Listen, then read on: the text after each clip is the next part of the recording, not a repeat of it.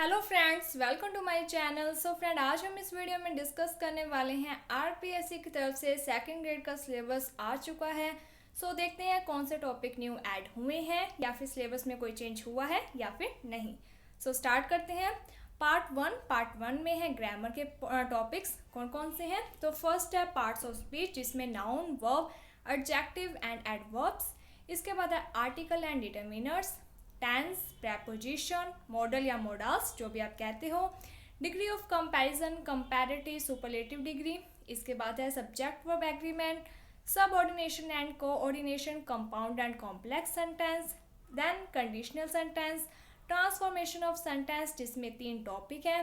Affirmative, negative, interrogative, यानी कि आपको एक सेंटेंस दे दिया जाएगा जिसे आपको नेगेटिव या फिर इंटेरोगेटिव में चेंज करना है। इसके अलावा एक्टिव पैसिव वॉइस है, डायरेक्ट इनडायरेक्ट स्पीच है। इसके बाद नेक्स्ट टॉपिक है फ्रेजल वर्ब। इसके बाद अगला टॉपिक है प्रोवर्ब्स या फिर इडियम एंड फ्रेजेस। नेक्स्ट है words often misspelled and confused.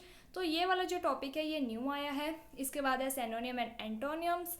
And इसके बाद नेक्स्ट है phonetic transcription and word stress. Next यहाँ पर क्या है कि आपको इस बार सिलेबस में ये प्रॉफिट हुआ है कि इसमें आपको क्या है कि प्रॉपर डिटेल में बताया गया है। ठीक है, आपको सारे टॉपिक्स के नाम बताए गए हैं। लेकिन पहले जो सिलेबस आता था उसमें उसमें क्या होता था कि एक आपको टॉपिक एक लाइन दे दी, जैसे कि लिटरेरी टर्म्स, लेकिन ये नहीं बताया जाता था कि कौन से लिटरेरी टर्म्स हैं। इस पर क्या है कि ये चीज़ भी क्लियर की है। जो पार्ट सेकंड है, इसमें फर्स्ट है बेसिक सेंटेंस पैटर्न, उसके बाद है MHM phrase analyse in term. इसके अलावा है स्पोका का टॉपिक। इसके अलावा है रीडिंग कॉम्प्रीहेंशन एंड वोकैबुलरीज। उसके बाद है पोइट्री एप्रिशिएशन। ये जो टॉपिक है पोइट्री एप्रिशिएशन, ये न्यू टॉपिक है। इसके अलावा है लिटरेरी टर्म्स डिवाइस।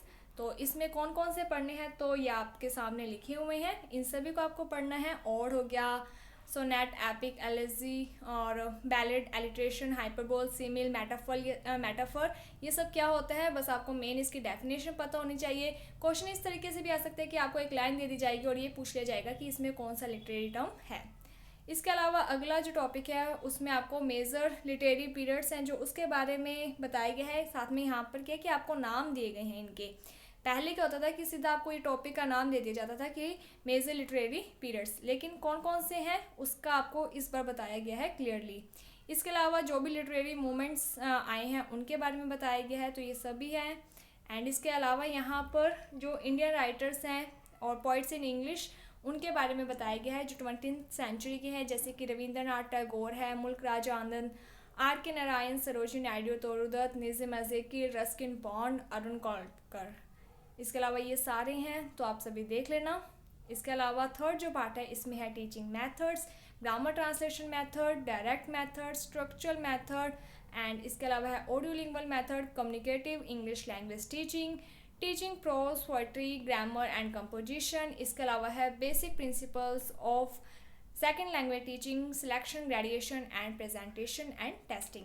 तो ज़्यादा चेंजेस कुछ भी नहीं हुआ है, ज़्यादा टॉपिक नहीं जोड़े गए हैं। बस ये है कि आपको जो सिलेबस है वो पूरा प्रॉपर डिटेल में बताया गया है। लेकिन पहले क्या होता था कि आपको सिर्फ ये नाम दे दिया जाता था कि आपको ये बताना है कि 20th सेंचुरी इंडियन पोइट्स, ठीक है। लेकिन अब क्या है कि आपको यहाँ पर उनके नाम्स भी दिए गए हैं, नाम दिए गए हैं, नेम्स दिए गए हैं, जिससे कि आपको और ज़्यादा क्लियर हो जाएगा कि आपको क्या पढ़ना है, कौन से लिटरेरी टर्म्स वगैरह हैं जिनको आपको पढ़ना है, ये सब यहाँ पर क्लियर कर दिया गया है।